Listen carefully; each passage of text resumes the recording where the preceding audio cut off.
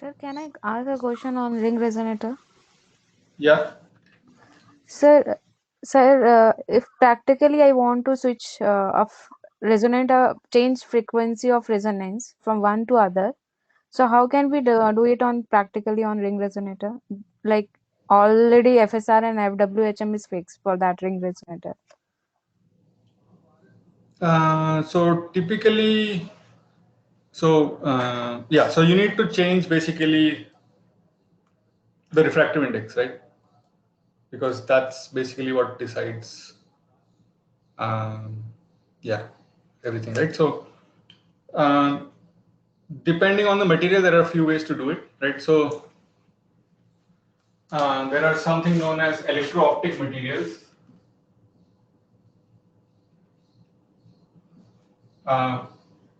But these are um, typically the ones which have chi2, so they break inversion symmetry, right? But they're basically refractive index can be changed by applying an electric field. Right, so this could be some very like a DC or low frequency, depending on at the rate which you want to change it. But so just so basically electro-optic modulators, you know, right? Like lithium niobate, Okay. for example. Yes, sir. So you apply a voltage and that changes the refractive index. That's the principle of electro-optic modulators. The same thing you can use for any resonator made out of the material, right? So you apply voltage, it changes the refractive index, which change the FSR and resonance frequencies, etc. So that being said, with chi2 materials, it was difficult, at least till very recently, like in the last couple of years, people have figured out how to make, for example, using lithium niobate on-chip devices, very small micron scale. But still, it's not as well developed as, for example, with silicon. Right? So you can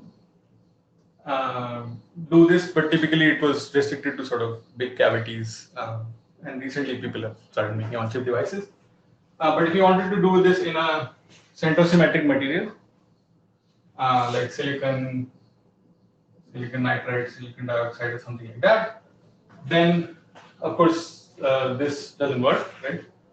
So you need some other mechanism. So typically, like in silicon, since it's a semiconductor, um, you can sort of dope it, right? You can make it p-type or n-type, and depending on that, you can introduce carriers, okay? And basically, you can modify the refractive index proportional to sort of the density of carriers in the material, okay? And then, for example, you could make like PN junctions and then apply voltages to change the sort of carrier density in the region of your waveguide, and that can change your refractive index, okay? And using this, people make, for example, electro-optic modulators using silicon, okay? So even though it's not an electro-optic material, using this property is called free carrier dispersion.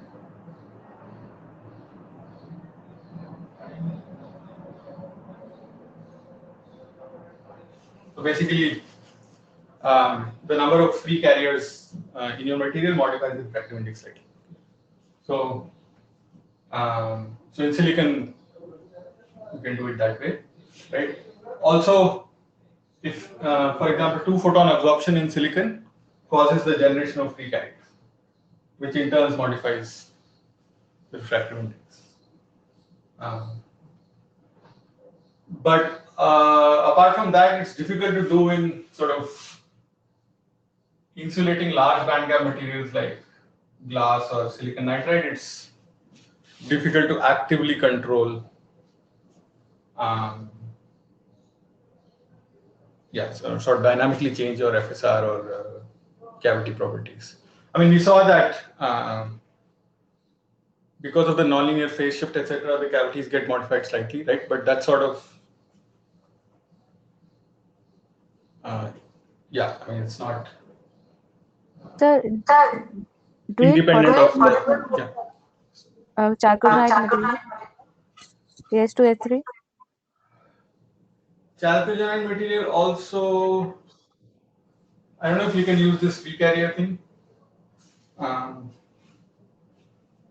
I guess, yeah, Amol probably knows better about those things. But I mean, it's also in some sense like a semiconductor material, I think. So maybe you have this effect that you can control. Okay, sir. If you want a big change, there are these phase change materials. Um,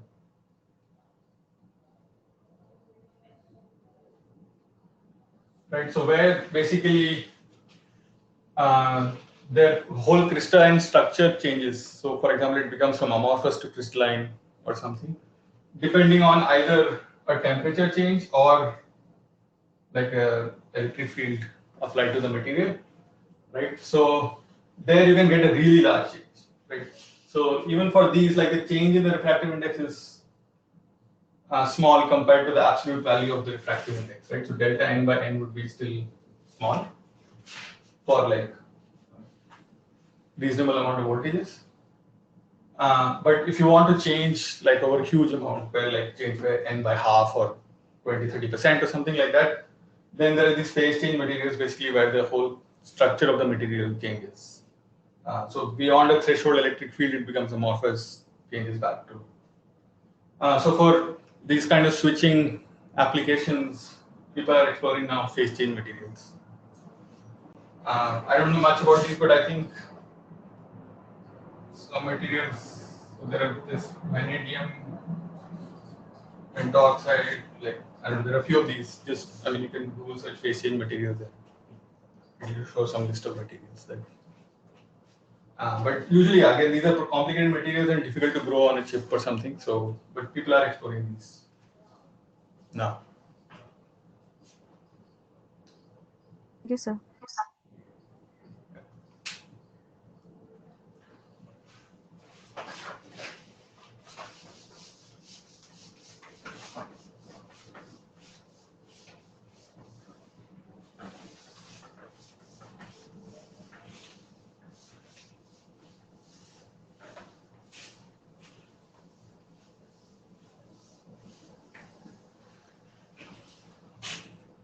Okay.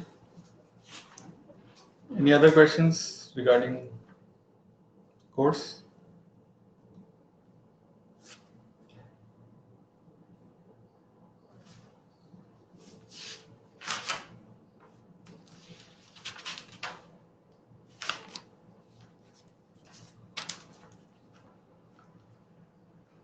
Okay, so let's then move forward with our class today. So today we'll discuss solitons. So last couple of classes we've been discussing pulse propagation in a dispersive Kerr nonlinear medium, right? And then so we derived the equation for the pulse propagation. Then we looked at some limits, for example, when dispersion is dominating or when nonlinearity is dominating. And we saw how the pulse shape, either in the time domain or the frequency domain, the spectrum, how they change on propagation, right? And the various effects. Um, but you could have solutions in a medium with dispersion and nonlinearity, where basically pulses are propagating without any change, both in the time domain and in the frequency domain, and such pulses are called solitons. Okay? So solitons are basically short for solitary waves. Okay, so it's I mean the origins of this was discovered in other kinds of wave phenomena, not in optics. Okay, but if you have any kind of wave phenomena, right? So you could have a normal wave which is like a freely propagating wave, right? So you have some crests and troughs and it's moving with some speed. That's like a general wave, right? Um, but in any wave phenomena, you could have what are called solitary waves. Okay? So a solitary wave would be just something with a localized, just one, let's say, peak or trough, right? And nothing else. And that thing is traveling on its own. Okay, so it's like a localized disturbance. It's not like a delocalized wave, but this thing is traveling without any change. Okay, so this thing is called a solitary wave or soliton for short.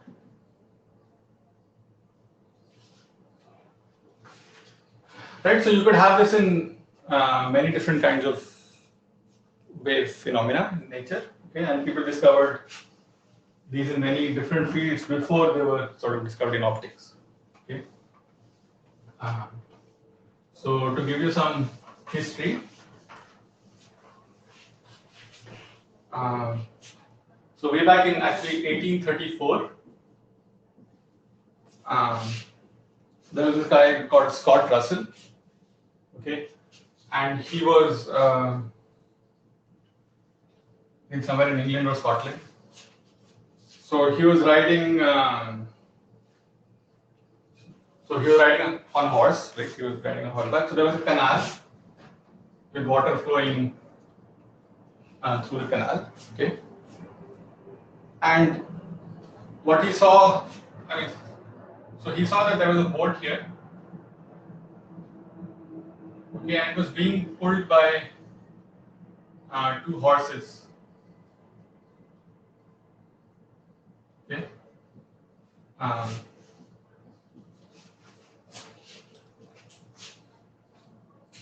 so this canal was basically, so this boat was traveling along this canal being pulled by these two horses. Okay. And of course, as the boat is traveling, it would leave some wake in the water, right? And some water waves would also be excited, right, in the water. But so what he saw was, at some point these horses stopped, right? And so eventually the boat also just stopped. But what happened was, um, he saw that there was a water wave which got excited when this happened, and this water wave sort of, it was like a local sort of crest of water, and this thing just kept traveling. Okay, so the horses stopped, the boat stopped, but this excited water wave kept traveling through the canal, and he was on a separate horse, right? And he kept following this, and he saw that, I don't know, for a couple of kilometers or something, this thing kept going. Okay, so he recorded that in his journal or something, and that's sort of the first, you can say, recorded observation of a solitary wave. Okay, and then subsequently people have sort of understood how these waves get excited, and in water waves, for example, people have done a lot of experiments with solitons. Okay, and then it was sort of understood that to have solitons, you need some sort of nonlinearity. Okay, so in this case, the nonlinearity comes from sort of the intermolecular forces in the water molecules and some right, so adhesive forces. So if you write sort of the fluid dynamic equation, um, so you include some nonlinearity term, and then you can get a soliton solution. Right. So similarly, in our optical case, right. So we're looking at this optical pulse, right, which is sort of a localized excitation traveling through a nonlinear medium, right? So is there any condition under which this pulse can behave like a soliton? Okay, so recall that the governing equation is this nonlinear Schrodinger equation under the approximation that the pulse is at least contains many optical cycles, right?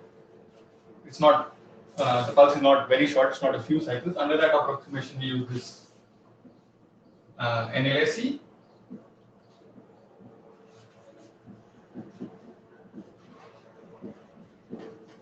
right, which has a term due to the GVD, right, second order dispersion, and nonlinearity of self-phase modulation.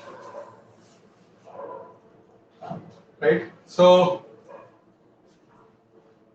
turns out there are techniques to try to solve for um, sort of invariant solutions to this equation. Okay, so but that involves a bit of higher mathematics, right? They're called inverse scattering methods, etc. So a little bit of that is given in Agarwal's book. If you're interested, you can see through that. But basically, the point is that there is an analytical solution which exists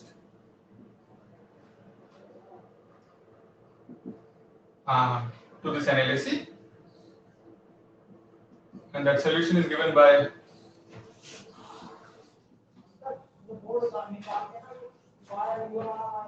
the secant hyperbolic pulse.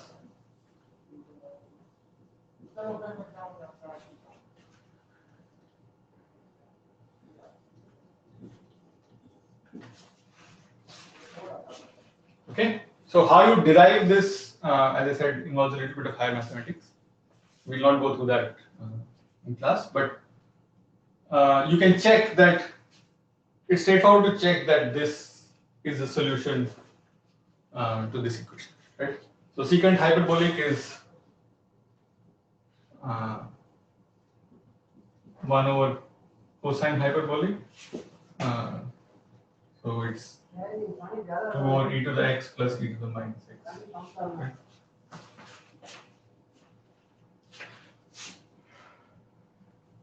Right, so you can check for yourself, plug this into the equation, and see that it satisfies. So you'll see that it satisfies the equation, but there has to be a relation between these dispersion and nonlinearity parameters. Or equivalently, this amplitude has to be a certain value. So this is solution if, or only if, this gamma times mod a square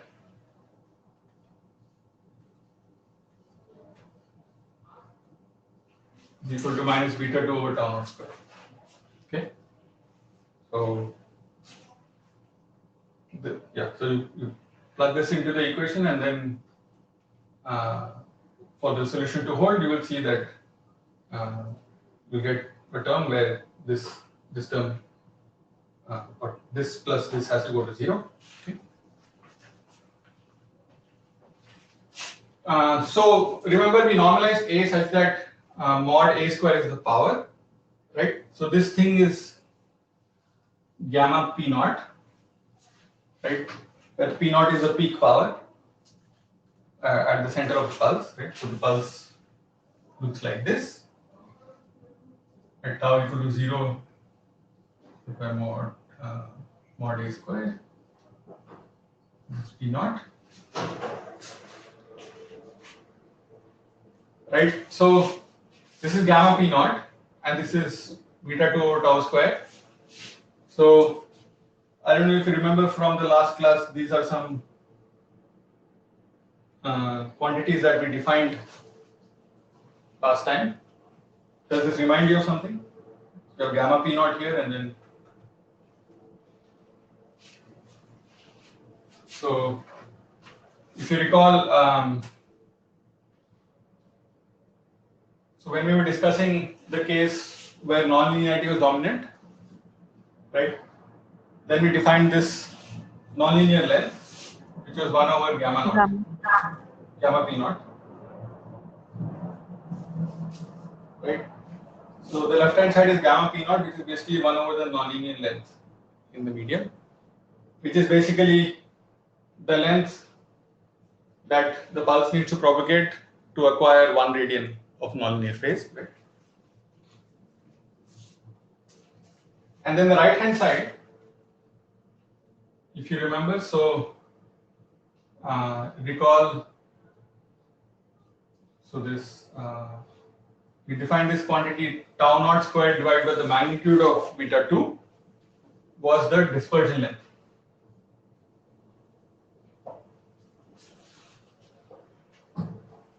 Okay, so that so when we took the case where dispersion was dominant, we saw the pulse spreads in time, right? And then we saw there was a characteristic length scale So if the pulse propagates a dispersion length, the pulse width increases by a factor of √2. Right? So basically, we are saying that this pulse is a solution to the NLSE, including both dispersion and nonlinearity, if the dispersion and nonlinearity are related through the peak, to the pulse power like this. Basically saying that the nonlinear length in the medium is equal to the dispersion length. Okay. So basically, what is happening, right? So remember that dispersion and nonlinearity both put on that chirps on the pulse, right? And then we had discussed that if the chirp on the pulse is of the opposite sign, they could actually cancel each other out, right? So, and basically the magnitude of the chirp depends on these nonlinear dispersion length, right? So in the dispersive case, it depends on the dispersion length. In the nonlinear case, it depends on the nonlinear length, right? So what this is basically saying, if you set it up such that the nonlinear length and the dispersive length is the same, then basically the magnitude of the chirps would be the same. And if there's a negative sign also, then the chirp sign is also opposite, which means they cancel each other perfectly. And the pulse ends up acquiring no chirp, right? It just sort of has a linear phase with distance, and the pulse shape is independent of z, right? So this thing does not depend on z, so the pulse shape remains the same as it propagates. There's no change. And if you take the Fourier transform, that also the spectrum also remains invariant. There's no.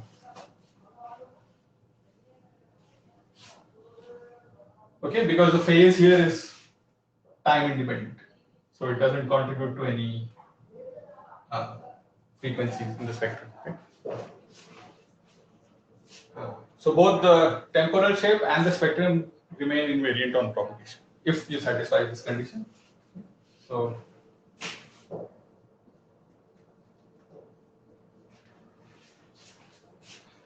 right, so but there is a negative sign here, which means this can be satisfied only for a negative value of beta 2, right? Because left hand side is positive. So for the right hand side to be positive, beta 2 has to be negative, and negative beta 2 means anomalous dispersion.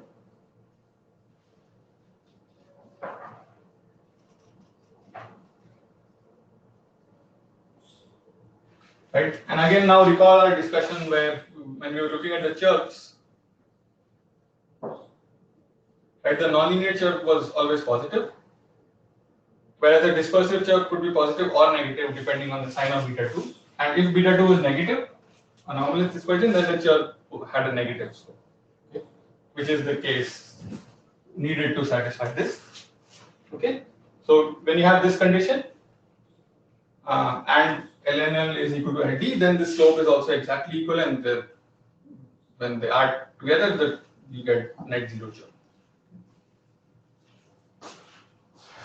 And so in the previous class we had considered a Gaussian shaped pulse, right? And in that case we saw that this was not. I mean, there was a difference in the dispersive and nonlinear chirp, but when you take the secant hyperbolic, then it turns out that the dispersive and the nonlinear chirps are exactly the same, such that they cancel.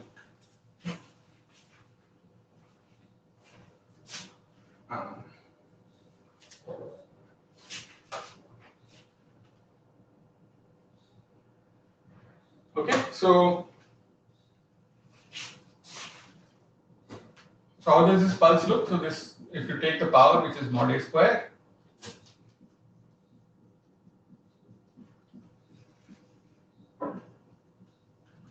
so that's secant hyperbolic square, tau mod.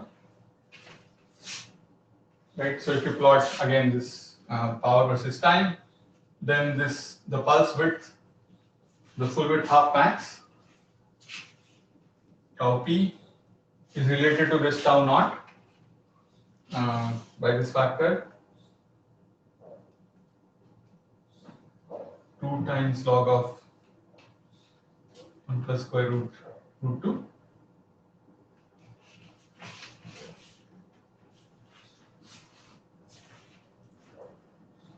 okay, which is roughly 1.76 down.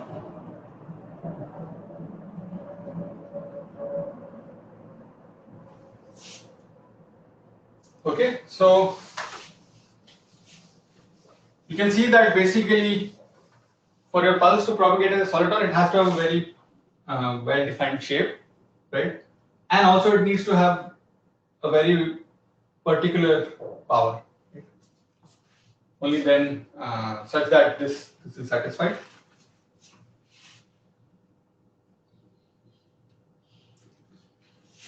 Right, so from here you can see that the power, the peak power of the pulse has to be inversely proportional to the pulse duration, square of the pulse duration. Okay?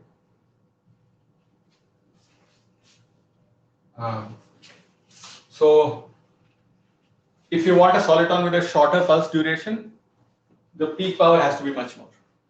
Right? Equivalently, you can say that the pulse energy, which is sort of proportional to the power times the duration in the pulse, that is inversely proportional to the pulse duration. So shorter pulses require more energy in the pulse, okay, for them to propagate as a soliton. To give you some idea of numbers, so if you take like standard single mode fiber, okay, at telecom wavelengths,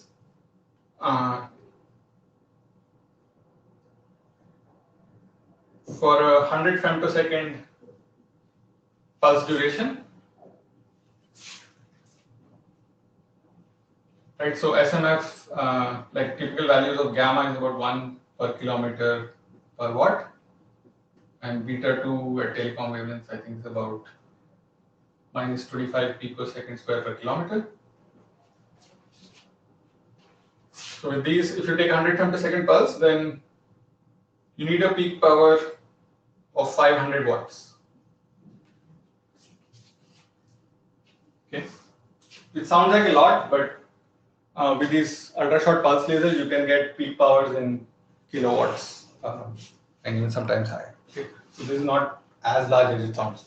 You can see the energy in the pulse, right? It's P naught times tau naught. So this is 10 to the minus 13.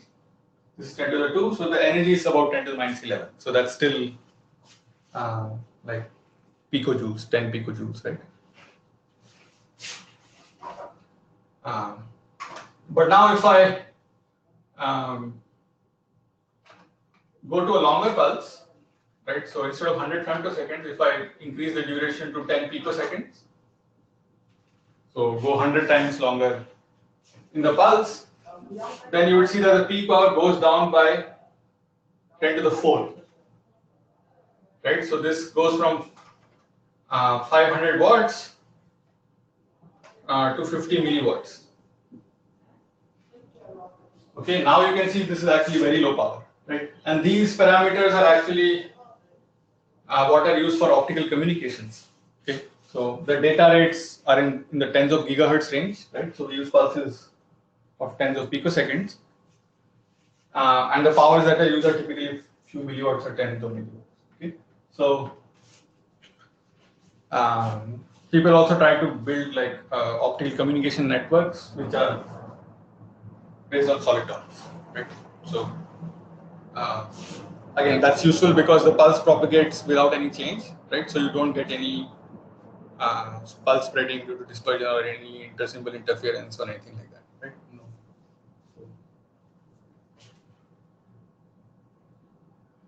But of course, we've neglected any loss, propagation loss in the medium, right? So, but once you start traveling long distances, then propagation losses come into the picture, right? So you have to include like another loss term here, and then this solution doesn't hold anymore, right?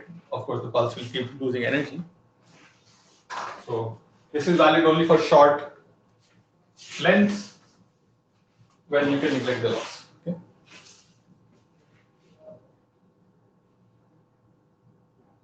right? So not only that, right? So you might think that this is a very tricky solution, right? You need an exact pulse shape with the exact power. So practically, to sort of generate this and have it propagate might be sort of impossible. But turns out that not only is this a solution, it's also a stable solution. In the sense, if you start out with some solution which is slightly different, okay, so you add on a perturbation to this. So maybe let's say the shape is slightly different, right? So if this is your ideal pulse, maybe initially you start out with some slightly different shape, or the peak power is slightly different. Okay, so within a tolerance range, turns out that the solution is actually stable. So you start out with something slightly different. As the pulse propagates, it will eventually change and finally converge to the soliton solution. Okay, and eventually become a soliton. So that way, it's practically also uh, not like impossible or very difficult to observe. So experimentally also people have observed this now in various, even in optics in various kinds of nonlinear media. Uh,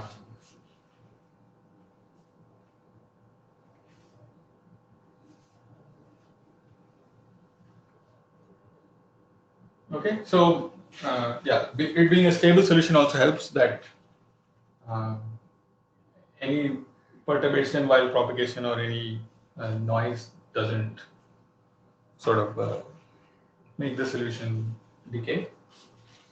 And also you don't need to start with the exact solution to observe it.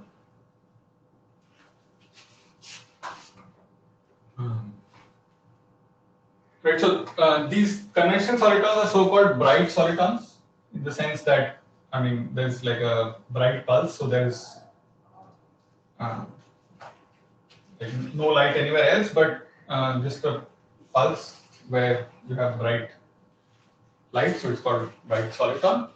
You could have also inverse solutions, um, right? So if your dispersion was opposite sign, so if it was normal dispersion instead of anomalous, you can't support a bright soliton. But it turns out you can support what is called a dark soliton.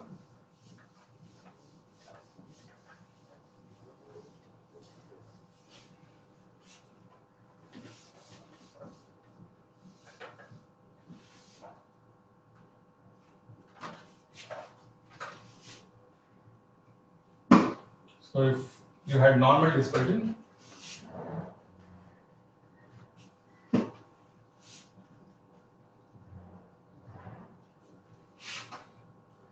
um,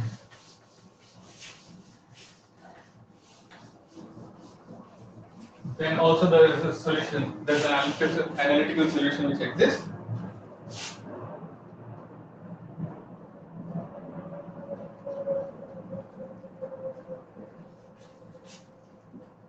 But the solution is now tan hyperbolic instead of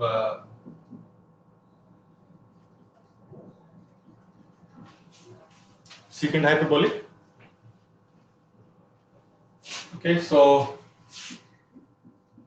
the power in the pulse now looks like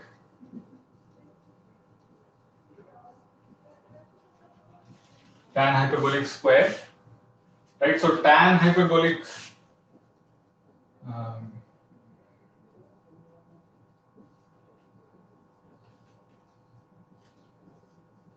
given by this function, right? Sine hyperbolic by cos hyperbolic. So if you plot tan hyperbolic, it looks like this.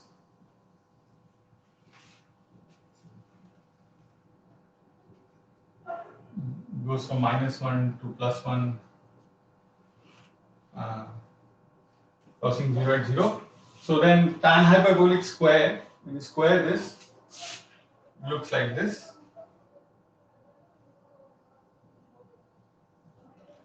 Right, so you can see that the pulse shape now, it's high everywhere except at the center of the pulse it's low, right? So it's the opposite of a normal optical pulse, right? So that's why this is called a dark soliton. So there is a region of darkness which propagates. Okay, but this is not very physical in the sense that you need infinite energy because this extent has to be infinite, right? Both sides. So you need infinite energy in the pulse. So in that sense, for a freely propagating soliton, it's not a practical solution, but people have observed this in certain cases where you keep pumping energy into the medium, right? So you keep supplying energy into the medium to sustain this. And especially, for example, people have observed in this these in micro resonators. Okay. So we talked about optical parametric oscillation and frequency combs. Turns out that there is a regime you can access there where you actually generate solitons, right? Uh, in those resonators. And so people have observed bright solitons, like the traditional one, with anomalous dispersion. But people have also observed dark solitons if the dispersion is normal. But in this case, the soliton is sustained, this dark soliton is sustained because you keep, there is a pump which is constantly on from this side. So that keeps pumping energy into the cavity to sustain the soliton. Right? But if you just want to launch some pulse into a waveguide which keeps traveling as a soliton, then only the bright soliton is a practical solution, not this. Right?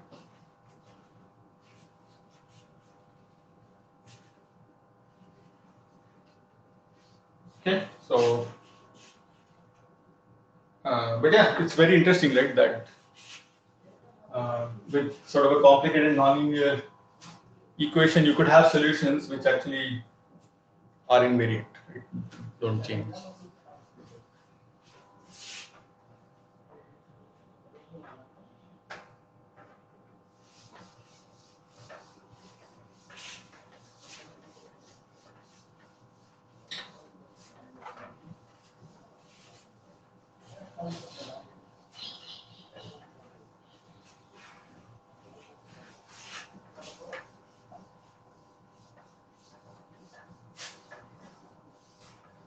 Right. So what do you do in a general case, right? So we discuss limits where, for example, this term, dispersive term was much stronger than the nonlinear term, or the other way around where the nonlinear term was much bigger than the dispersive term. And today we just discussed a case where they are just balanced exactly. But you could have, of course, other cases where these two terms are comparable, but they don't exactly cancel each other out. Or so, how do you analyze propagation in such a case? So the simple answer is basically analytically, it's not really possible to do, right? Because it's a nonlinear equation, nonlinear differential equation, and in the most general case, basically analytically, it's not really possible to solve or get much insights, right? So basically, what you have to do is numerically solve this equation. Okay, so this NLSE or even the more complicated case that we began with the nonlinear envelope equation, right, which had extra terms.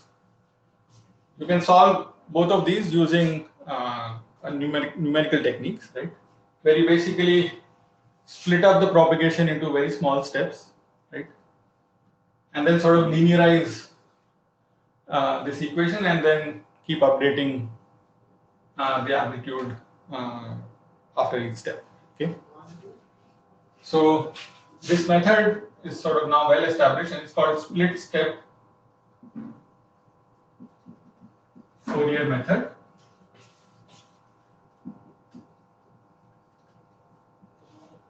So numerical technique.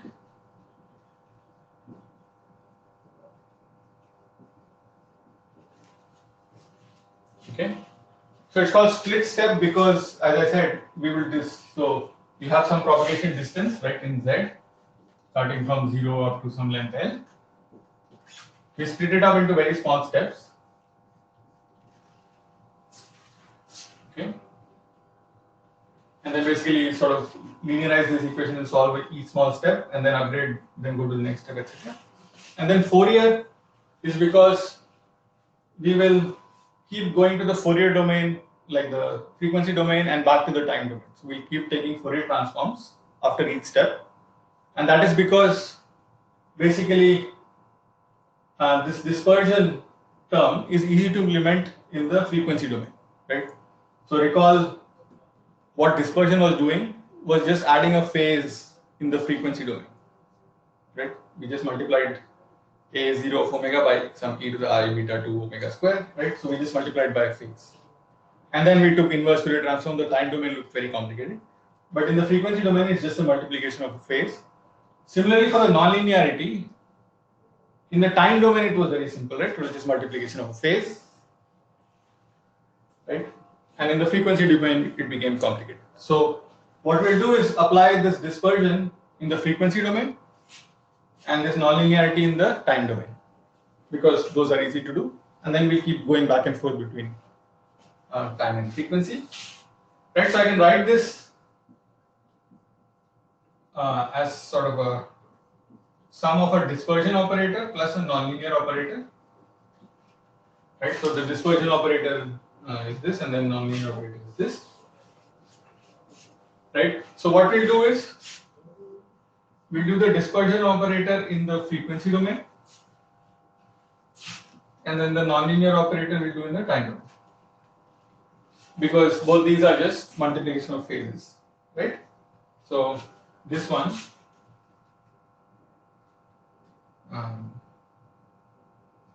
so if you take the Fourier transform, right, in frequency domain, the double derivative in time just gives me omega square, right? So this is just I beta 2 over 2 omega square. And this in the time domain is of course just this.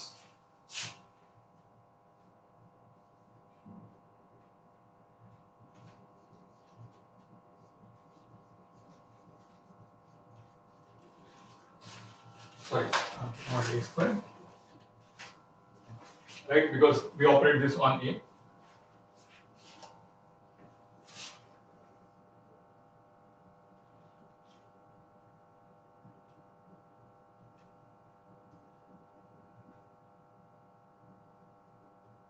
Okay, so what we do is we split the propagation into small steps. Let's call the length of each step as h. Right. So typically you want to make this step really small, right? So typically you divide your whole length into at least 1,000, 10,000, right? The more points you have, the better the simulation, right? So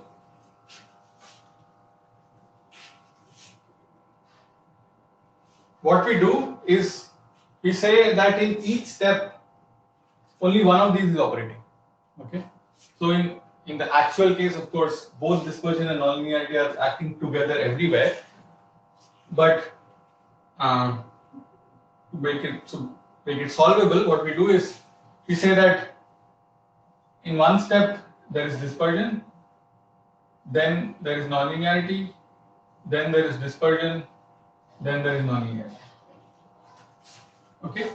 So each of these is acting independently one at a time, which is of course not the actual case, but if we divide this into small enough steps, in the continuum limit, it looks as if. Right. So then, if that's the case, so then sort of d and n are constants, right? In each step, because there is no, it's either d or n. You can just say that at the end of each step, so z plus h, comma tau, we can apply the dispersion separately and the nonlinearity separately.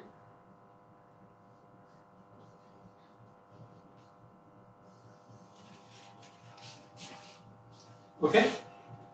So we solve this equation as if d and n were constants. Right. which is not, I mean, n here you can see also explicitly depends on a, but we are saying that the step size is small enough, let's say, so that a is roughly constant in that step. So at z plus h, right? So it's just like solving this differential equation, right? Dy by dz equals some constant times a. So the solution is a is e to the kz. Right? So e to the h d e to the n h n times a is a at z plus h. Okay, so we say that the solution can be approximated like this. Okay. So now d we do in frequency domain and n in time domain, right? So n in time domain means we can just multiply this e to the h n. So right, this will be e to the I h gamma mod a square times a. So this we can directly do, right, in the time domain. But then to apply this, now we have to first take a Fourier transform, right? So if I want to write this more explicitly, then I will write this as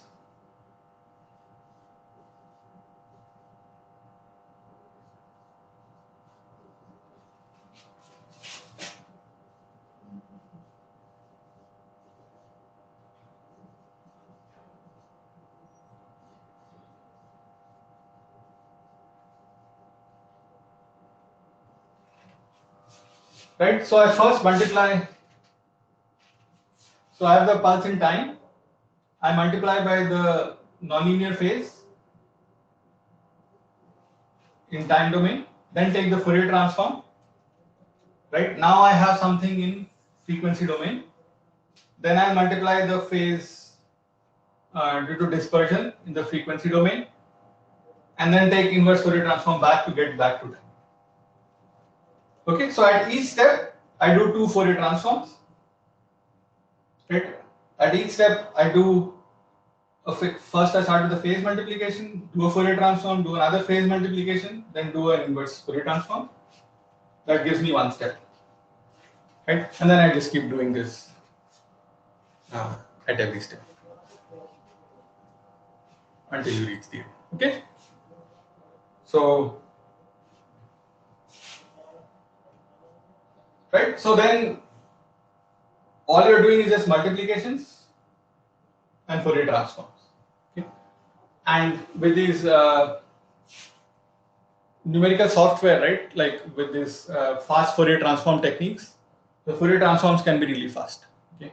So then this whole procedure, even if you have, let's say, thousands of points, and of course you also have to take points in your time domain and frequency domain signal, right? So you have some signals, so a of t in time and a of omega in, and then you have to in your numerical software, of course, you'll have to discretize this and take certain number of points here, same number of points here, right, and go back and forth with Fourier transform. And then you have to compute this. So you have n points. You take an n point Fourier transform at each step, and then you do this for whatever 1,000 steps, right? But we take hello. Yeah. So can't we take both the n cap operator and d cap operator in one step and then both in another step? So like, why we are taking them alternately? Because they are easy to do in the the nonlinear operator in the time domain is just a multiplication. Yeah. But if you want to apply the nonlinear operator in the frequency domain, how do you do it, right? No, It's not a straight that is okay. That we are applying one in the time domain and another in the frequency domain. But we are applying alternately. First we apply d cap. In the next step we apply. So why? because you can't apply them together, right? So so the nonlinear operator here actually depends on A, right? And if D is also operating, this A will keep changing, right? So Sir, the video goes off.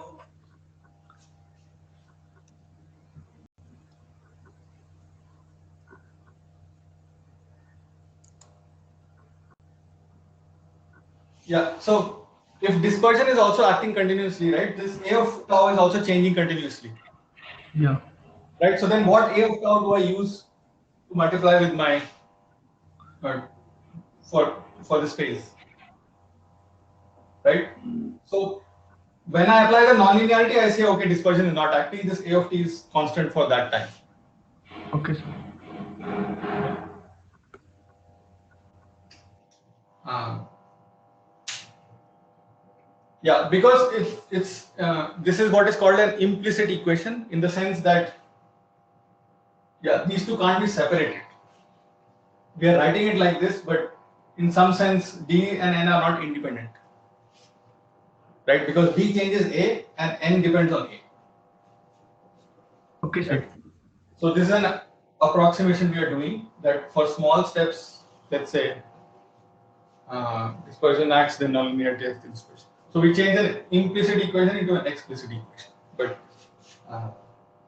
yeah, it's not an it's a numerical approximation which works better and better as we make this step smaller and smaller, right? Of course, it's not an exact solution to this equation.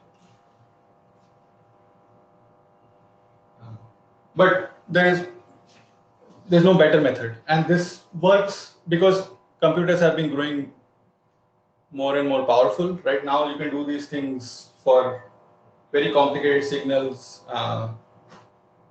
for many points on a laptop. It's very fast, right? So it works well. But yeah, there's basically no other way how to do it.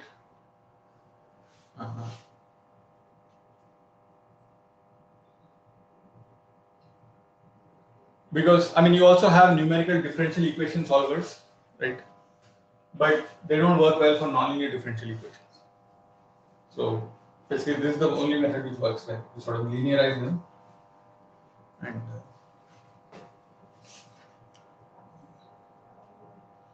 okay. So in the next assignment, I'll give you some practice on this. So one question will be you implement this code to see for yourself.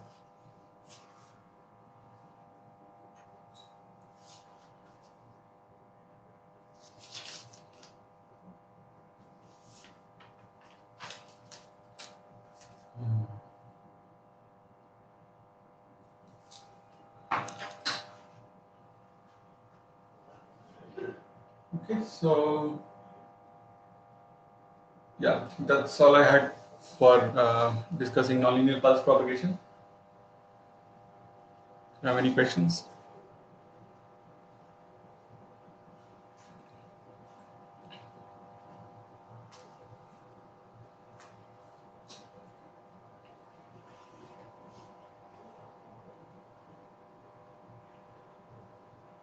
Okay, so then maybe we'll move on to the next topic.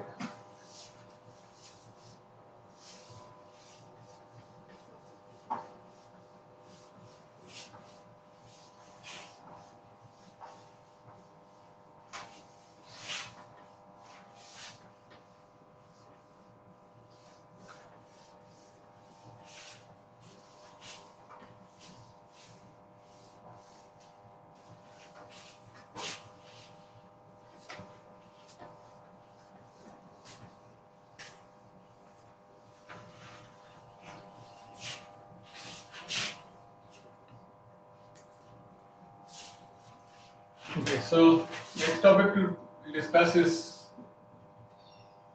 scattering of light, and specifically for our course nonlinear scattering. So what do we mean by scattering of light, right? So you have some material,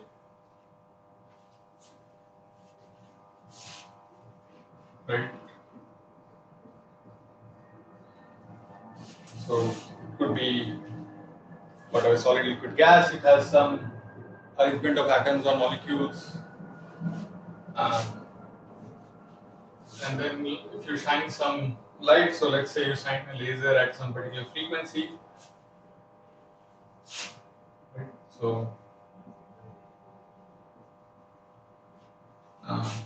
typically what happens that you get the light scattered in different directions,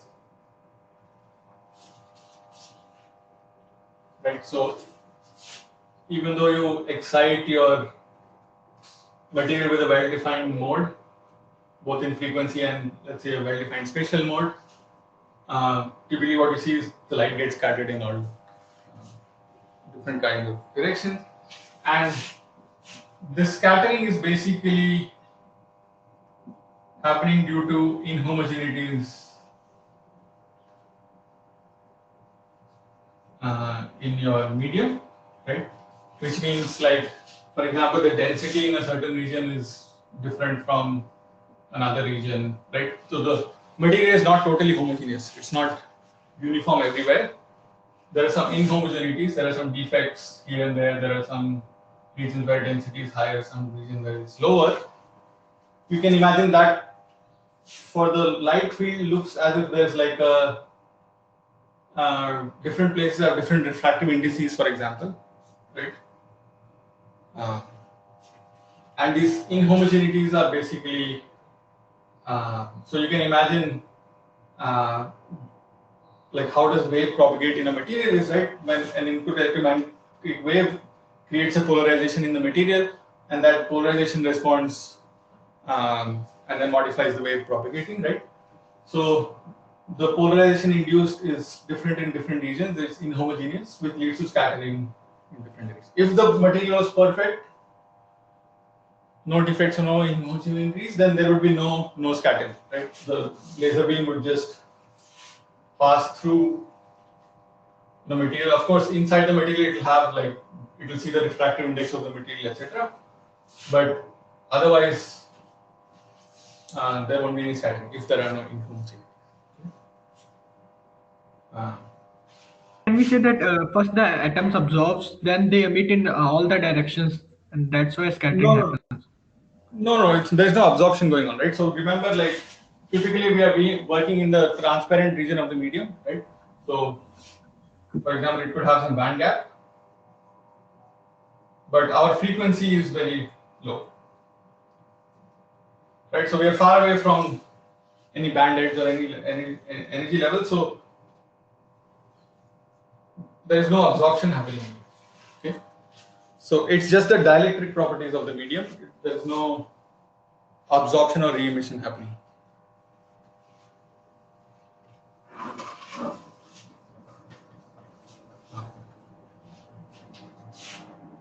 Okay, so in other words, you can also say that these are due to fluctuations in the dielectric properties of the medium.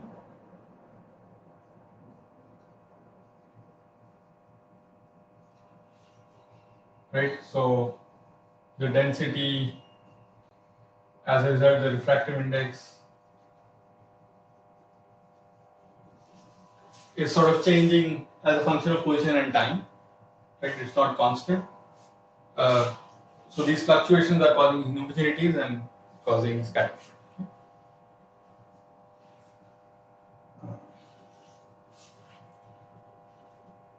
So now these inhomogeneities or fluctuations can either be present in the material on its own, in which case it's called spontaneous, right? Or they could be caused by my input laser field itself, okay? In which case it's called stimulated, right? So in the context of a laser, you've heard about spontaneous emission and stimulated emission, right? It's sort of a similar thing here. If these fluctuations or inhomogeneities are happening in the medium without any external input on their own, it's called spontaneous, right? And that gives rise to spontaneous scattering. But my input laser field can itself cause inhomogeneities, right? So for example, we know that our input electromagnetic wave will create a polarization in the medium, right? Which is both space and time dependent, right? So in that some case, you are creating an inhomogeneity in some sense, right? And that would lead to stimulated process, stimulated scattering.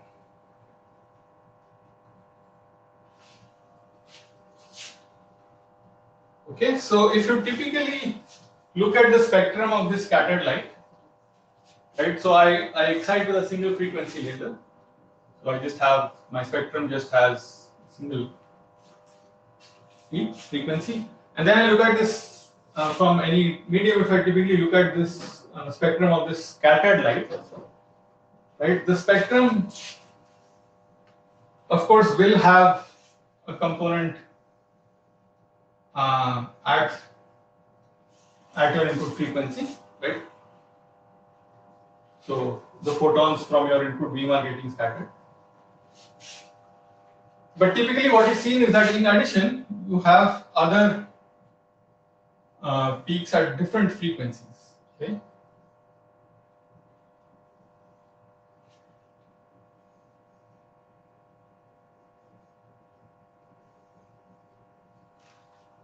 Okay, so both on the higher and lower frequency side, typically you see scattering peaks at frequencies different from your excitation frequency. Okay, so some terminology here. So the higher frequency side, so this is the omega axis, right? So higher frequency than my input is called the, or maybe first, the lower frequencies are called Stokes, the Stokes side or the Stokes frequencies, and the higher frequencies are called anti-Stokes. Right, so you see peaks both in the Stokes and anti-Stokes frequencies. Okay, so typically you see one peak which is close to my excitation frequency, and then another peak which is further away. Okay, so this main peak at the same frequency as my excitation frequency, that's called Rayleigh scattering.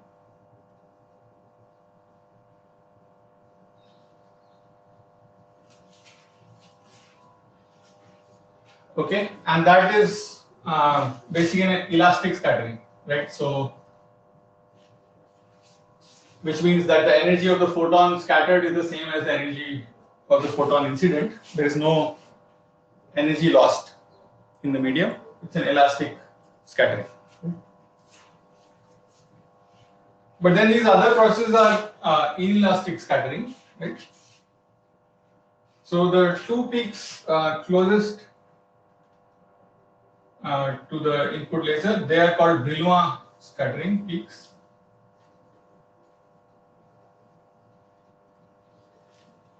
So these are named after the people who first sort of discovered them. So these closer peaks are called Brillouin scattering peaks. And then the further ones are called Raman.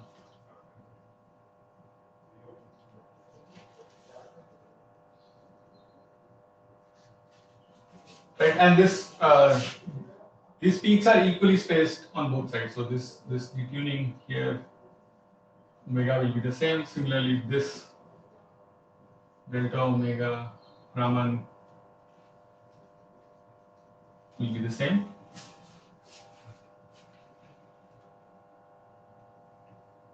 Okay, so Brillouin and Raman are inelastic scattering processes because the scattered photon has a energy which is different from my input photon, right? So either it has a lower energy, Stokes side, or higher energy. So either the input photon has given energy to the medium, or it has absorbed energy from the medium. Right? So that's why Brillouin and Raman are inelastic scattering processes. Okay, and basically it turns out that inelastic scattering is nothing but a manifestation of a non-parametric nonlinear process.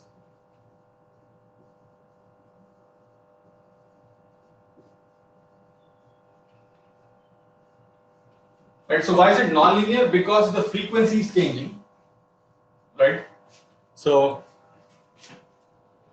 we saw that for a linear medium, the frequency of the right, the polarization induced in the medium, and then the waves which are radiated from there all have the same frequency, right? So for new frequencies to be introduced, there has to be some nonlinear mechanism, right? And this energy, since it's being exchanged with the material, is called a non-parametric process, right? So far what we discussed in the course are all parametric processes except two photon absorption, right? Which means that the energy is being exchanged between different optical waves and no energy is being taken or given to the medium, right? But these inelastic scattering processes actually exchange energy between the medium and the optical waves.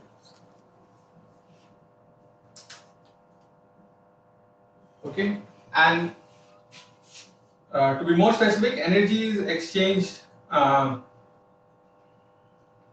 between the optical waves or photons and the sort of the vibrations, or the, you can call lattice vibrations or sound waves or phonons in the medium. Okay, so this remaining energy is basically carried away by a phonon in the medium. Okay, so if the phonons involved in the scattering process are low frequency, right, which are called acoustic phonons, then the process is Brillouin scattering. If the phonons involved in the scattering process are high frequency, so-called optical phonons,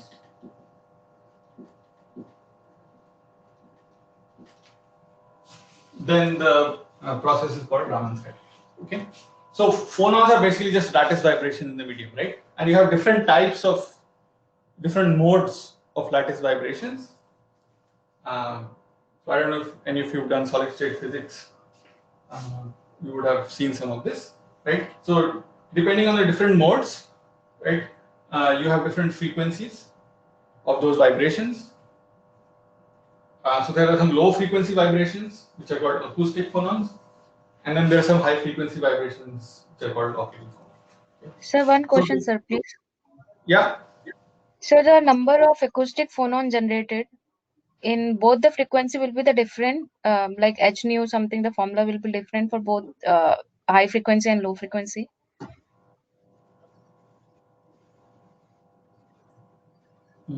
I don't get what you're saying, but basically what I'm saying is this frequency spacing is the energy of the phonon, right?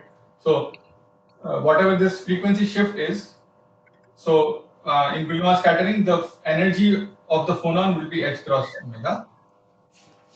Yes, sir. Right? The number of acoustic phonon generation. Oh, the How? number, so that depends Yeah. on okay, so first of all, there will be some phonons already present in the medium depending on the temperature, right? So depending on the temperature, so kT gives you some energy scale, right? And this h cross omega has some energy scale, right? So there is some Bose-Einstein distribution. So depending on the temperature, there already will be some phonons present in your medium, okay, which you can calculate from that Bose-Einstein distribution, right? So typically for Brillouin, because these acoustic phonons have low energy, like typically at room temperature or something, you'll have some phonons present because thermal energy is enough to excite those vibrations. Whereas for Raman scattering, the phonon energy is too big. So typically for Raman scattering, the medium won't have any phonons already present, okay? Unless you heat it to some very, very high temperature or something, right? So that you can calculate depending on the temperature how many phonons there are present. But then once you send in some optical wave with a certain intensity, as I said, that will stimulate the creation of more phonons. Okay, so we'll see the mathematics, of course, in more detail, but right. So you have some spontaneous process due to the phonons already present, right? But your input laser field will also create more phonons, which will give you stimulated process. Okay. Specifically, we'll see that what can happen for Brillouin and Raman scattering is that your input laser light can create phonons, which will create more, which scatters more Stokes photons, which creates more phonons, and it's a positive feedback. Okay. So Sir, as we increase our pump power, we create more and more phonons in the medium. sir, consider a particular constant pump power. For the Mhm. Brillouin case, this anti-stock and stock will generate the same number of phonons because the frequency is different, na, sir. Like one is at the upper side, another is at the lower side, but the difference is Yeah, constant. so one is creating phonons, the other is absorbing phonons, right? Okay. So my input is at omega naught. If my scattered photon, so if my input is at omega naught, but my scattered photon is at a higher frequency omega naught plus omega, then that means uh, the scattered photon has taken energy h cross omega from the medium, right? So it's absorbed a phonon from the medium, right? So it's something like you have an input photon, and then you have a phonon also, which gets absorbed to give you the scattered photon. So the anti-Stokes actually annihilates phonons, right? It causes a decrease in the number of phonons. But if you do Stokes scattering, then this is creating another phonon, right? Sir, in the graph, you have shown the intensity of the brilliant scattering is much smaller than the Raman scattering. Why it so? Yeah, that's just typical. I mean, this is just like if you take some general material and shine light into it, you can of course engineer your material such that one peak is bigger than the other or something. Okay? But this is just some representation. So typically, like if you take bulk material properties, um, sort of the Raman coupling is a little bit larger than the Brillouin coupling, but you can engineer your uh, material. So, for example, you can design your waveguide, right? And nowadays you can make these small micron scale waveguides. So you can design what kind of acoustic phonons, what kind of optical phonons are supported in your medium, in addition to what kind of optical modes are supported in your medium, and then you can engineer this coupling. So you can have a large Brillouin coupling or large round, right? So that. Sir, one question, sir, Of please. uh, sir, is the intensity of anti-strokes and the strokes are equal or different? So yeah, typically they are not. So this typically is at least like for so it depends on if you are in the stimulated or spontaneous case, but typically the anti-Stokes would be smaller, at least for the Raman. Um, So if we consider the constant pump power, it will be divided into the two parts, stock and anti-stock, sir. So I think so, sir, they will be equal, sir. no, so yeah, so it depends on. So again, in the Brillouin case, you have some. So let's say your input pump power is small enough. So again, as I said, your input laser field will also create phonons, right? So if your input power exceeds a certain value, then you start going to the stimulated region, okay? But let's say you are below that, so you're in the spontaneous region, then the scattering is occurring only because of the phonons present in the medium already, okay? So in that case, what happens is, as I said, for Brillouin, you have some phonons present in the medium. So the probability of sort of absorbing the phonon or emitting the phonon is roughly equal, and you get equal peaks. But for Raman, because the phonon energy is big, you don't really have phonons spontaneously present in the medium already, right? So you can see that, of course, then you can emit a photon, right? Emit a phonon. So Stokes scattering just scatters the photon to a lower frequency and then in the process emits a phonon. So the Stokes scattering can still happen, but the anti-Stokes scattering cannot happen if you don't have a phonon already present in the medium. Okay, so that's why the anti-Stokes scattering for Raman typically in the spontaneous case when you're not stimulating uh, externally, then this is small. But Brillouin typically they're roughly equal because you have a few phonons present in the medium. So we can say that the noise generated from the one stock will be compensated by the anti-stock. Like in SBS, we have noise, SBS noise, and there we calculate the acoustic phonon and then calculate the SBS noise. So, sir, I was considering the both the pump effect. So, whether it will be cancelled in the noise or it will be add on in the noise. So I don't know what you mean by noise there. Um, So, we like, have SBS noise, na sir, no, so you mean like noise transferred because because you're of the not? spontaneous emission. Yeah. So So, sir, that is like a, so in SBS, of course, so that means you're stimulated Brillouin scattering, right? So you want the stimulated process, but in addition to that, you'll have spontaneous process also.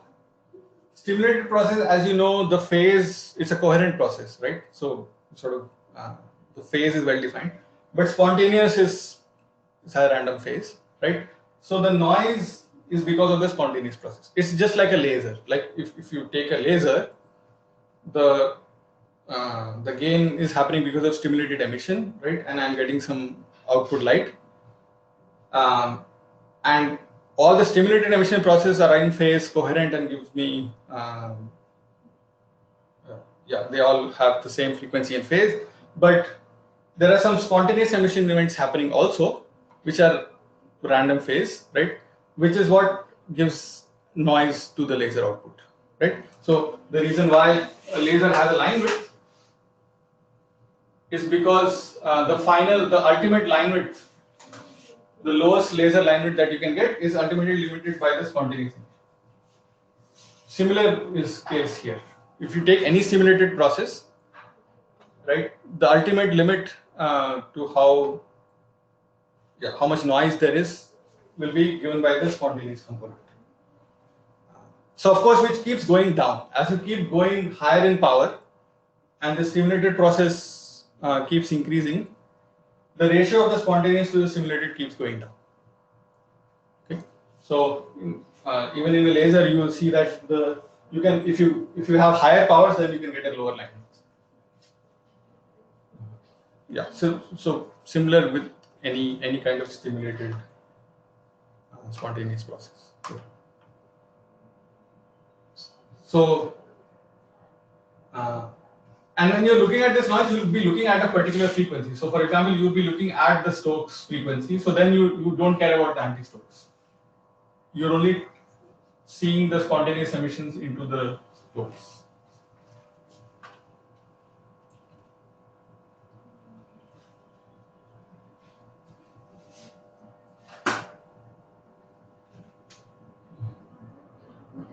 But again, depends. I don't know if you're looking at. I don't know if you want to look at the beat frequency between your pump and the Stokes or anti-Stokes, then the beat frequency is the same with respect to the Stokes or the anti-Stokes. Right? In that case, you have to consider both. So depends on sir, what you're looking at. because I was looking at the application of designing SBS based phase shifter, sir. Uh-huh. So the gain was cancelled by the loss because I want only the change in the phase. Okay. So I then was doing, you gain, so that means you have one section where you have the wave acts as stoke, and the another section where the wave acts as yes, anti-stoke, yes, or sir. you have two pumps on either side or something. Yes, sir. Yes, sir. So while Yeah. designing the, So it sir, so in for one pump it acts as stoke, and for the other pump it acts as anti-stoke. Right? yes, sir. Yes, sir. Yes, sir. So while designing the link, I have to consider the SBS noise effect also. So like Yeah. So I was, why? Yeah, the yes, sir. Stokes scattering. So the Stokes scattering can occur spontaneously, right? Sir, So can you please repeat? the Stokes scattering. So this scattering from my input frequency to the Stokes frequency, this can occur spontaneously in the sense that I don't need any phonon present in my medium to cause this, right? Because this process is creating a phonon, right? Whereas this process needs phonons in the medium. Okay, so you understand what I'm, so of course the Stokes can happen more favorably because it doesn't need any phonon present, right? But the effect, like the ratio of the Stokes to the anti-Stokes, would depend on this phonon, like how many phonons are present in your medium, right? As I said, in the Raman case, uh, the typical values of the Raman phonon energy compared to the temperature are such that there are no optical phonons present in the medium, Sir, in my right? case, 500 is there, sir. Yeah. So, but in the Brillouin case, there are phonons present in the medium already, right? So this can also happen spontaneously because you have phonons already there, spontaneous phonons present, right? That's why these two peaks are shown similar, whereas these are. So, I guess going back to your question, yes, in that case, the noise in the Stokes and anti-Stokes will both be same if you have phonon because they're being caused by the phonons already present in the medium. Sir, so The it noise means will I have, only the noise will only be different once you go down to such a level where there are no phonons in the medium. Whereas in that case, the Stokes will still happen, but the anti-Stokes won't happen. Right? So you okay, eliminate the noise in the anti-Stokes, but you still remain with the noise in the Stokes. okay, sir. Okay, sir. So means I have to consider the noise effect of both. Yeah, in the normal case, in at like room temperature, when you have whatever hundreds of phonons present in your medium. Thank you, sir. Thank you so much, sir. That noise will be due to the fluctuation in the phonons. Yeah, the noise is happening because of the spontaneous emission of the phonons, right? So the spontaneous process happens at random times with random phases. Okay, Okay, sir. right? So we don't know when the next event is going to happen, right? That is what is causing the noise. Whereas stimulated is happening coherently with a certain phase, right? Exactly like in a laser. In a laser cavity, all the stimulated emission events are happening in phase. The next emitted photon is in phase with the previous photons. They all add up and the field grows, right? But any spontaneously emitted photons in the cavity have random phases and they add noise to the laser. Similar case here. Okay, sir. Um, right. So just maybe briefly mention about these scattering mechanisms. Um, so first is this elastic scattering, which is the Rayleigh scattering.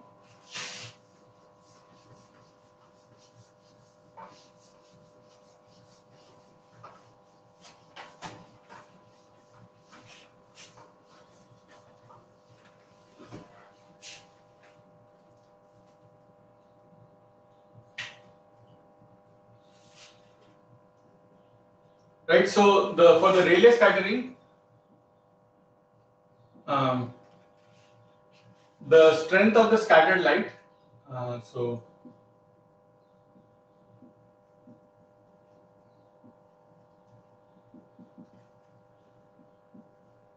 goes as the fourth power of the frequency. Okay. This frequency that I'm sending in. So basically you have some temperature, due to temperature or entropy, you have some density fluctuations in the medium, which are causing these photons to get scattered elastically, right? And if you work out the theory for this, we won't go through that, but the strength of the scattering, so the peak of this scales as 4th power of omega. Okay, and actually this is the reason that the sky looks blue, right? So why does the sky look blue? So we are here on Earth, we are standing here, right? Of course, the vacuum. I mean, if you look up, like at night, for example, it looks black, right, with localized stars or something which has sources of light. But during the daytime, it looks blue. The background is blue, and that's due to basically Rayleigh scattering from the atmosphere, right? So there is light coming from the sun, but you know that the sun spectrum actually peaks at yellow, right? So if you look at the light coming from the sun, if you look at the spectrum, it actually peaks at yellow, which is, I don't know, like 580 nanometer or something. Right? That's why if you directly look at the sun, it looks yellowish, right? But then if I look in some other direction, not in the direction of the sun, so the sky looks blue. Because, so how am I getting, when I look in some other direction, what I'm getting is the scattered, so the photons coming from the sun and then getting scattered from the atmosphere, the particles in the atmosphere, and then the scattered light entering my eyes, right? And the scattered light, most of it that I get is basically Rayleigh scattering. Okay, so then these different wavelengths are all getting Rayleigh scattered, but the strength of the scattering scales as omega naught to the 4th, which means lower wavelengths. So you have blue here. So blue has a higher omega, right? So it scatters much more than red, right? So the red, so only the blue, so blue are getting scattered, blue photons are getting scattered much more efficiently. The red ones are just sort of escaping, right? So that's why the sky looks blue.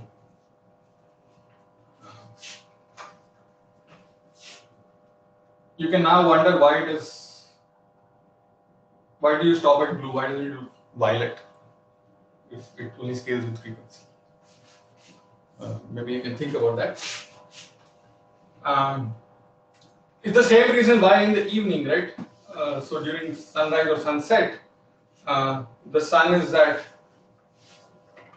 eye level, right? And then basically the photons that get through to you are the ones which don't get scattered, right? The ones which get scattered away. The only photons which reach you are which keep going the same path. So the red ones reach you and the blue ones get scattered away. So sunrise and sunset, it looks orange or reddish around the sun, or the sky looks. Anyway, so and Rayleigh scattering also plays a very important role in fiber optic communications. It's actually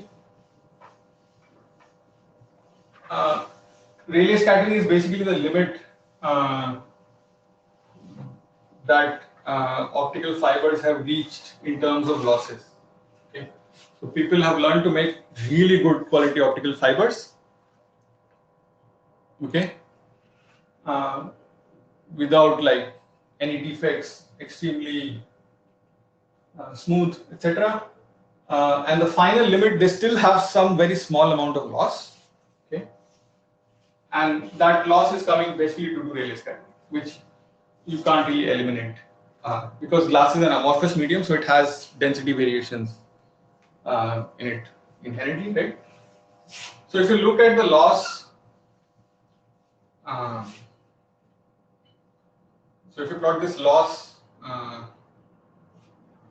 optical fiber loss coefficient, typically like in dB per kilometer or something, as a function of wavelength, then you have towards low wavelengths you have high absorption, then it goes down, okay, and this behavior is sort of like 1 over lambda to the fourth, which is basically Rayleigh scattering, right? So as I'm increasing my wavelength, the scattering goes down, or the propagation loss goes down, okay, and it reaches a minimum around this telecommunication wavelength of 1550 nanometer, right? And then it starts going up again due to a different reason. So this thing is the Rayleigh scattering line.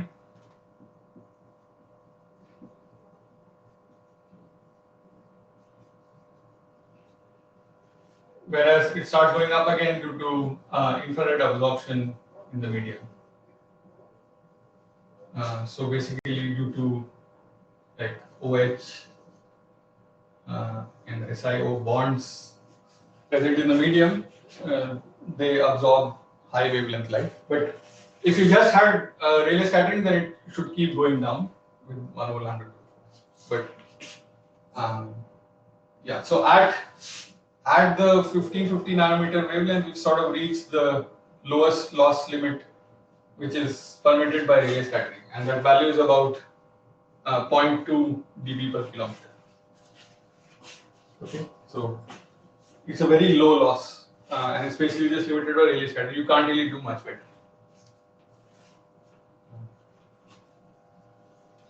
Okay, unless, for example, you somehow remove this absorption and go to longer wavelengths, right? Which people are trying to do. So there is also one scattering, me scattering. So how is it related to Yeah. Rayleigh? So this kind of scattering is when these density fluctuations or the size of these particles or the fluctuations in the medium is much smaller than the wavelength. Okay.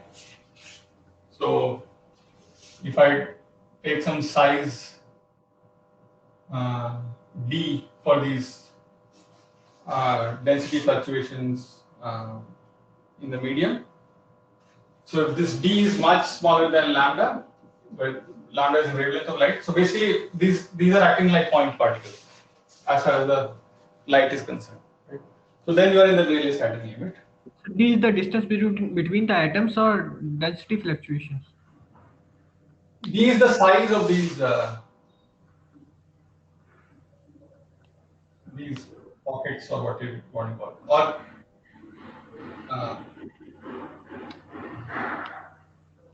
yeah, in some sense it could be the distance also, but they can't be continuous. Like if you have a continuous blob, then the size is big, right? As long as the individual scattering centers are very small. So by D I mean the individual scattering center, size of the individual. Okay. Um, but me scattering, what you're talking about, is if the size of the scattering center is comparable to the wavelength. Okay, so typically people see this in nanoparticles, right? So people make nanoparticles of few hundred nanometer size, so 100 nanometer, 200 nanometer, right? So where now the size of the particle is comparable to the wave, right? In that case, you get me scattering, which has sort of the slightly different spectrum, etc. But it's still linear. It's still like around omega naught. But so there, for example, the scattering depends on the size. Okay. So in me scattering case, when you change the size, the scattering changes. Whereas for Rayleigh scattering, we're in the limit where the size is very small, so it doesn't depend on the size. For all practical purposes, it's like a point particle.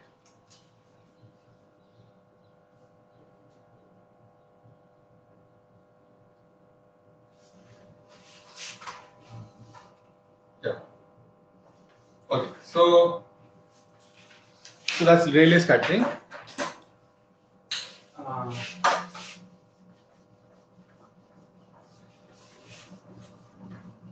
So now Brillouin scattering happens because of these acoustic phenomena, or basically sound waves in your medium, right? So that typically the frequency of these phonons are few gigahertz, right? So basically you have some medium and you could have some sound wave which are basically density fluctuations which are traveling, right?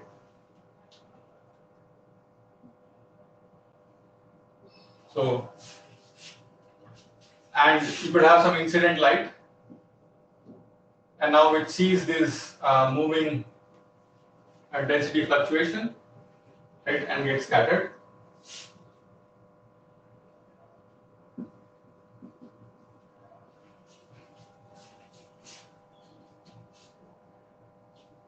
Right. So typically, this kind of scattering, for example, depends on the angle between my optical field and the sound wave or the acoustic field.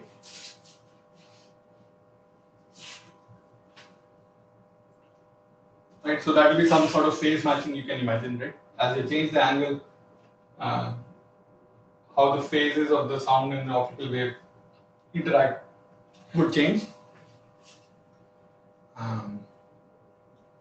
Right. And so you could have, again, just due to temperature, some spontaneously present phonons in the medium which cause scattering. But you could also stimulate the process. So your input laser field is of a high intensity, right? And it causes its own sort of density variations. And this mechanism is called electrostriction.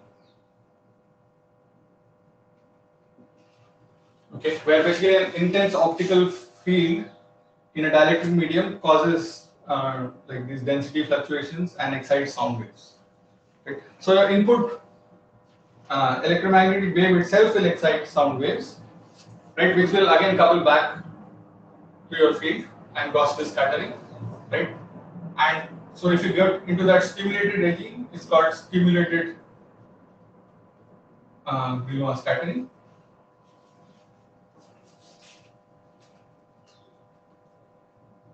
Okay, and again, this is actually a big issue in fiber optic communications. Because actually what's happening in fiber optic communications is I'm sending an optical signal over very long distances, right? Could be even tens of hundreds of kilometers, right? And as we'll see when we discuss Brillouin scattering, in an optical fiber, which is sort of like a one-dimensional waveguide or a wire, this electrostriction and sound waves can cause a back reflection. Okay, so you're sending some optical signal, but part of it is getting back reflected because of coupling to this Brillouin, because of Brillouin coupling. And turns out if you have a very, very long length, even for modest powers, you can get almost all your power back reflected. Okay, so Brillouin scattering is actually a big problem for fiber optic communications. But of course, there are solutions around it.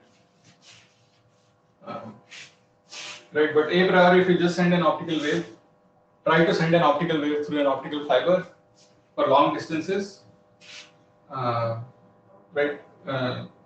This Brillouin scattering can be strong enough that 100% of your light gets reflected back and nothing reaches your receiver.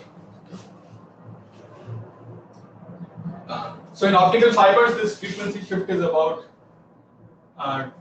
10 to 11 gigahertz. So in silica, for in fiber optic cables made out of silica, this frequency shift is about 11 gigahertz. Right, which means, so I'm sending in my signal at a frequency omega 1, but I get a backscattered signal which has all the power, which is at a frequency omega 1 minus omega, where this or omega b for gluon.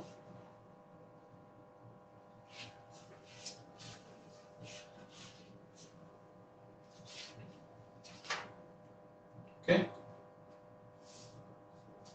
So that's Brillouin. Just briefly mention Raman. We will discuss, of course, Brillouin and Raman scattering in much more detail in the next few classes from a nonlinear optics point of view.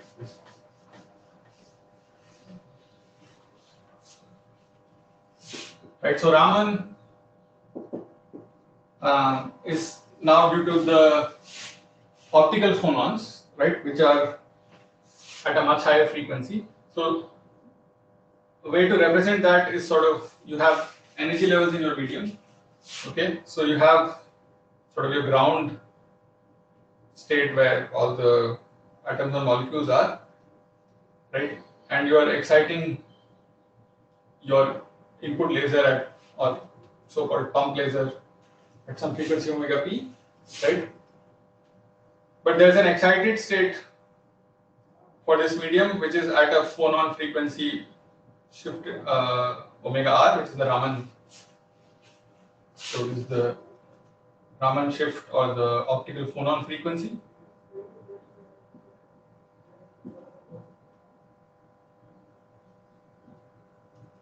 Right, so your scattered light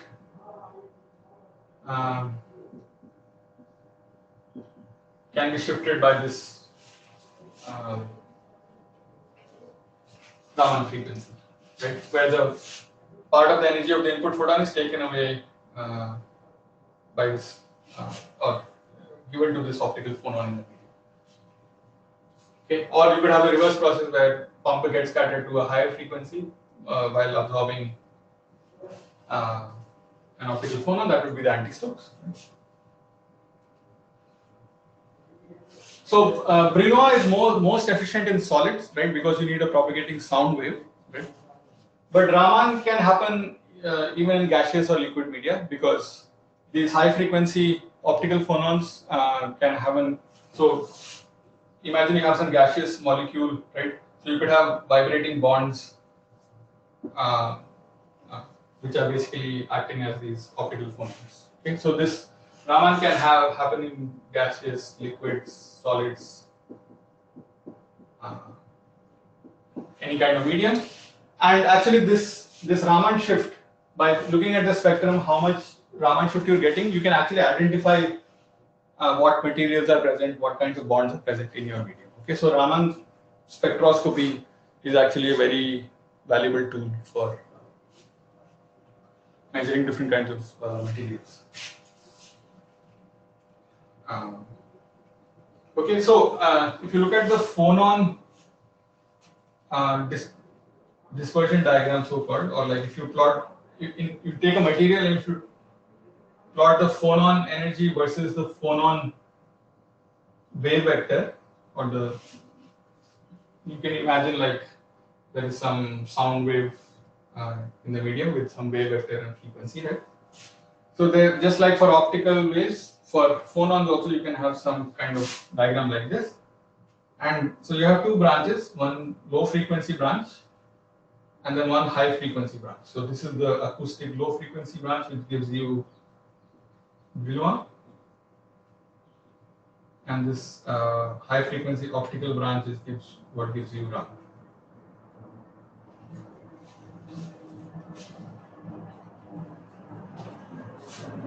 Okay, and one more thing to see is that for the acoustic branch, sort of there's some specific dispersion relation, right? So you can see there's like a speed omega over q given by the speed of sound in the medium. So for a particular frequency, you have a particular q. As you change frequency, you change q, right? So there is we'll see that for Brillouin scattering, phase matching or this wave vector matching will also be important, right? Whereas for Raman scattering, you can see that sort of all q vectors are present at the same frequency. So whatever q you need doesn't matter. So wave vector matching is not really important for Raman.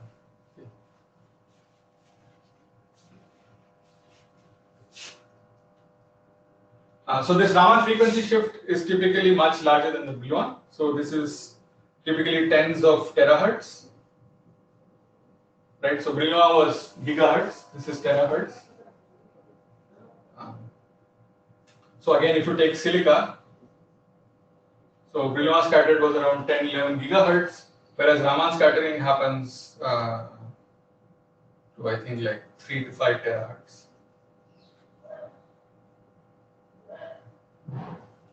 Okay, so the Raman shift is much bigger than the Brillouin.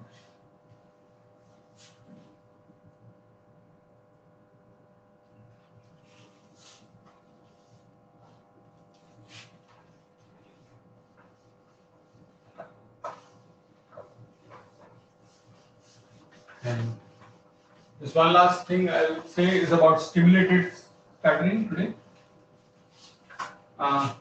So when we do stimulated scattering,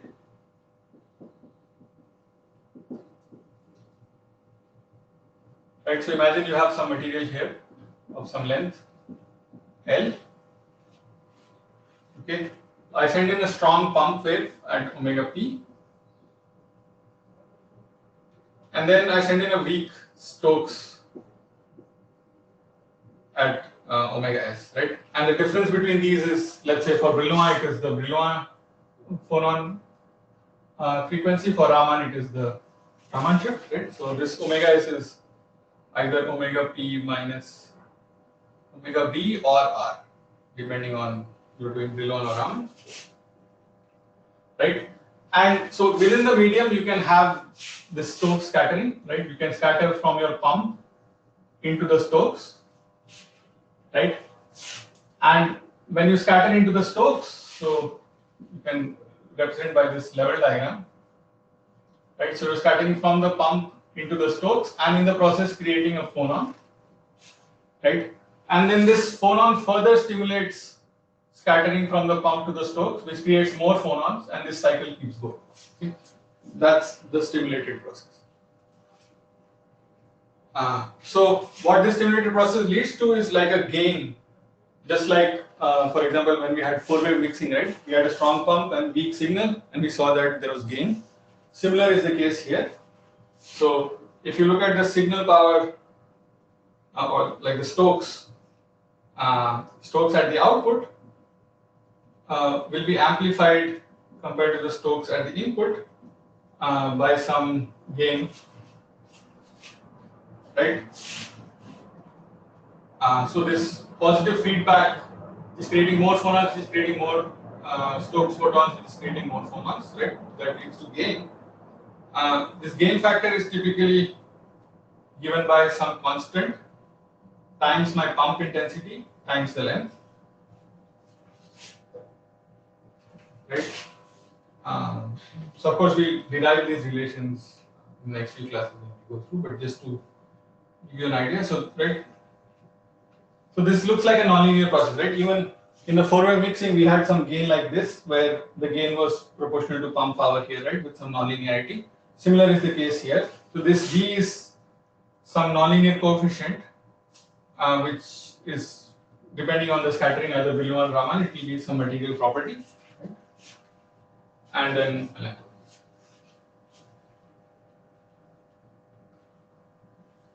right. So to give you some typical numbers, so this G gain factor for Raman, so typically it's measured in centimeter per megawatt.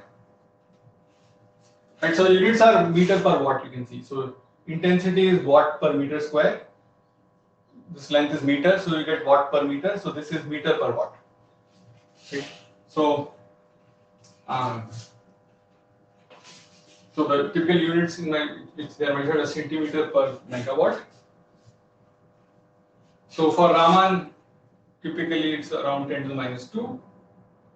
For Brillouin also it's around that value. And for Rayleigh scattering it's much smaller, usually 10 to the minus 2. Okay, so because of this exponential gain here, right, you can see that if this G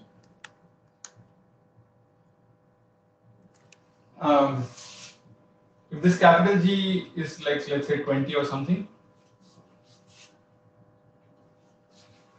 right, then e to the G is very large, 10 to the 9 or 10 to the 10 or something. Right, which means that any small amount of noise at the input, you don't even need to send in a proper input. Any noise will get amplified a lot, and you'll get finite light out at the output. Right, so any spontaneous noise or fluctuations here will get amplified because the amplification factor can be really large. Right. And this is what happens, for example, what I was saying in optical fiber, because of Brillouin scattering, you can get almost 100% of your light reflected back. That's because the length becomes really long, right? So this G can become large even for low intensities. And yeah, so this gain can become really large and you can get all the power reflected back.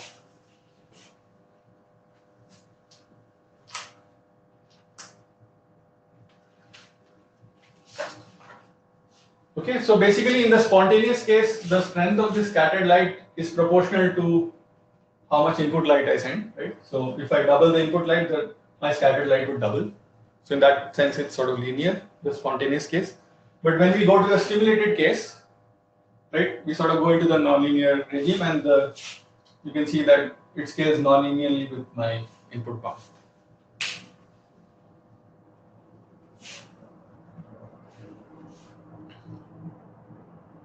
Okay, so next few classes we'll first start with Raman scattering, and then discuss it in detail, and then go to Brillouin. So discuss both of these in some detail in the next few classes.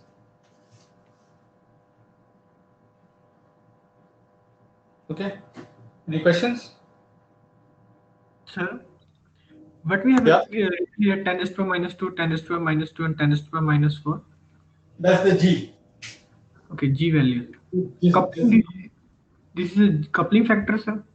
Yeah, so it's some yeah. So finally, it's like a material property, right? And it sort of gives you the coupling between the photon and the phonon, right? In the medium. So these are just some rough values.